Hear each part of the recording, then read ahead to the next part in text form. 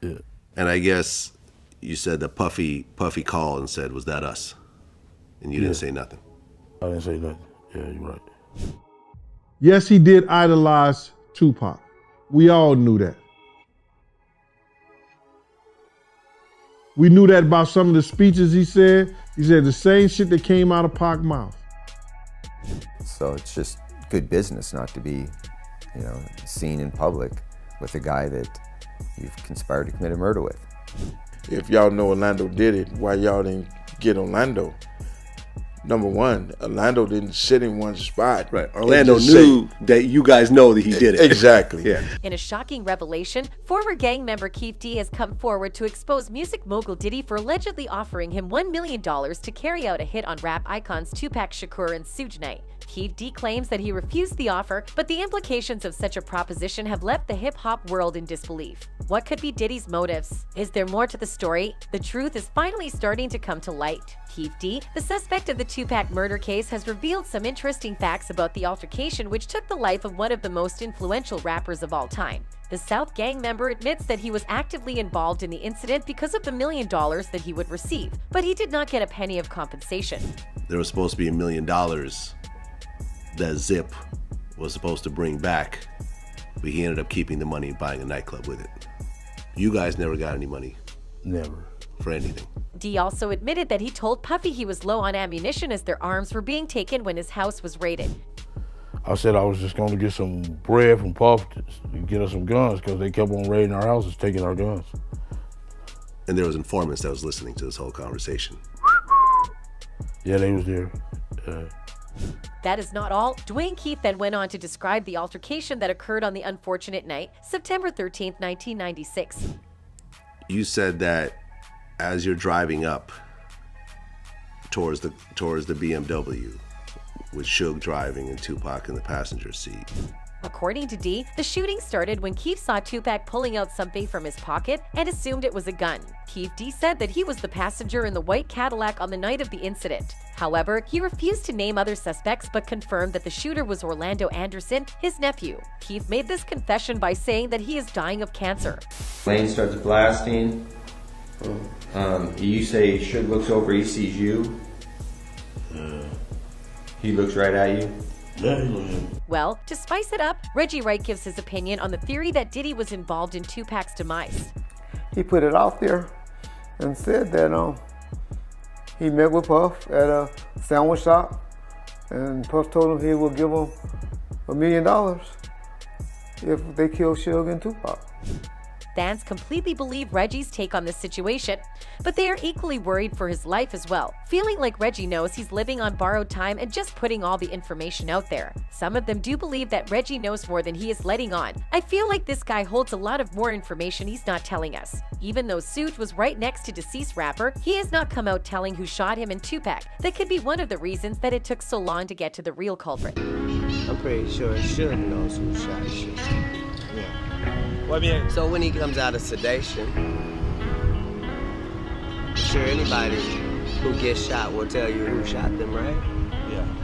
But if the police say nobody shot him, I believe nobody shot him. And if nobody shot him, that's the same nobody that shot Tupac. And when Suge was accused of knowing Tupac's murder, this was his response. I know who killed Tupac. I'm the said, hey, absolutely not. Yeah. You know what I mean? No. I don't get down like that. One thing people gotta realize, it's born and raised out here. As you just saw, even though Suge denied knowing the culprit, he did not let go of this opportunity to gloat how he ruled his part of the town. His criminal tendencies are quite transparent in his speech. Now you might be wondering why and how were these salient points uncovered, and why Tupac's murderer was not caught till this day. Well, as you might know, Tupac's death was influencing the underground world. Marriott, a reporter from Bide magazine, wrote after his harrowing experience of coverage from the streets of Gangland, Compton. There are no easy answers to the myriad questions surrounding Tupac's death, but it has become clear that the rap star's death and the 3 homicides that followed are only the most visible tragedies in a web of intrigue that extends deep into the LA underworld. Pac's death also greatly impacted the political world, and as you might guess, politics played an important role in the current mystery of the case. Las Vegas cops told LAPD detective Russell Poole that the main reason they would never solve this case is that the politicians didn't want them to. They said the powers that be had let them know the city didn't need an odds. death-style circus? Well, you might be thinking how these facts come to light if not at the time of death investigation. For these discoveries, the credit goes to Biggie's mom, Voletta Wallace. She sued LAPD for $500 million for unsatisfactory investigation of Biggie's murder. As you can imagine, the pressure of $500 million kept the LAPD on their toes, and then the most serious investigation began. At that time, Big Notorious's wife, Faith Evans, was revealed to be an accomplice. Biggie Smalls' then-wife Faith Evans allegedly knew about Diddy's plot to kill Tupac. After the West Coast rapper was murdered, Keffe claims that he contacted Diddy and Evans to let them know they were responsible for the death. The detective Greg Kading gave his own take on this murder case. According to him, Keffe was already in an investigation at the time of murder, so Diddy did not have a chance to give D the money cause he wanted to avoid FBI suspecting him.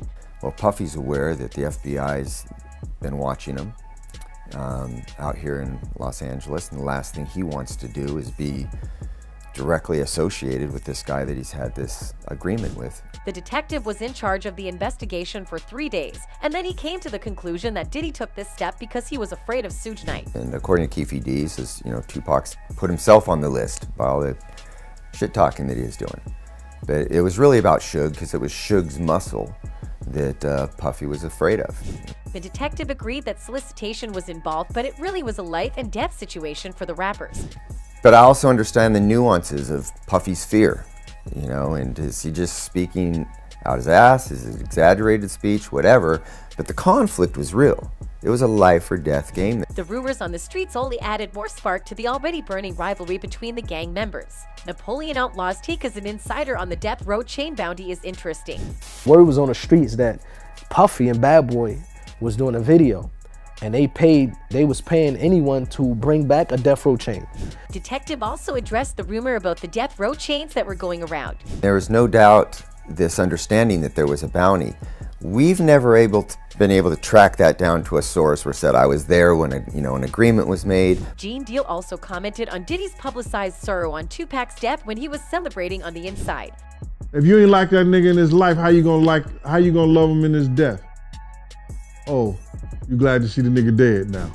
Well, fans took to internet saying the murder attempt was solely due to the grudge Keffe was holding against Tupac. Wait, Keffe D mentioned that when Puff said they were going to put a hit on Pac and Suge, they never took him seriously or even tried to kill these guys. It was when Pac stomped Baby Lane, they were looking to retaliate, since they had the clear motif and asked Puff to get money that they never get. I think it's going to be super hard to get Puffy involved. Not only this fan, but Reggie also thinks along the same lines. And so when that incident happened, he was like, it's a 2-for-1. Yeah, we can get paid, and he just beat up my nephew.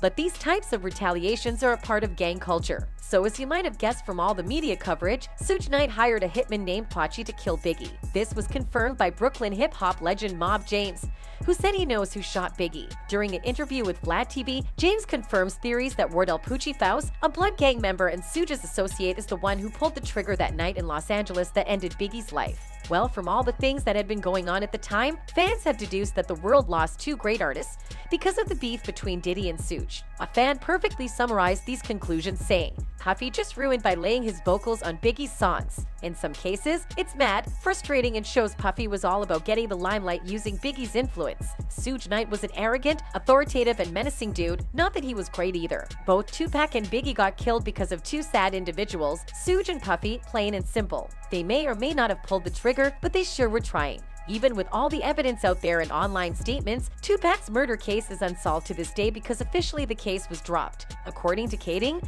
the investigation was abandoned despite the in-depth investigation, because the LAPD were able to beat the $500 million case posed by Biggie's mother, Voletta Wallace. In addition, Kading was then removed from the task force due to a separate internal affairs investigation. Although he was cleared of any charges, some people still view the retired detective as a rogue cop. Well, even if the investigation was carried out afterwards or is continued today, both Orlando Baby Lane Anderson and Wardell Poochie Faust have reportedly died of apparent unrelated causes. So even if the claims made in the documentary were true, the men who were allegedly directly responsible for the murders of Tupac and Biggie are no longer here to face punishment. Fans accept this bitter reality as it is. One of them commented, "Even though justice won't be reached from a legal perspective, I think it's amazing that Katie went to such lengths to find answers." There's been a lot of nonsense from the hip-hop community and the black community at large for years about how these two murders have gone unsolved, as though it's somehow a reflection of our uncaring or racist justice system.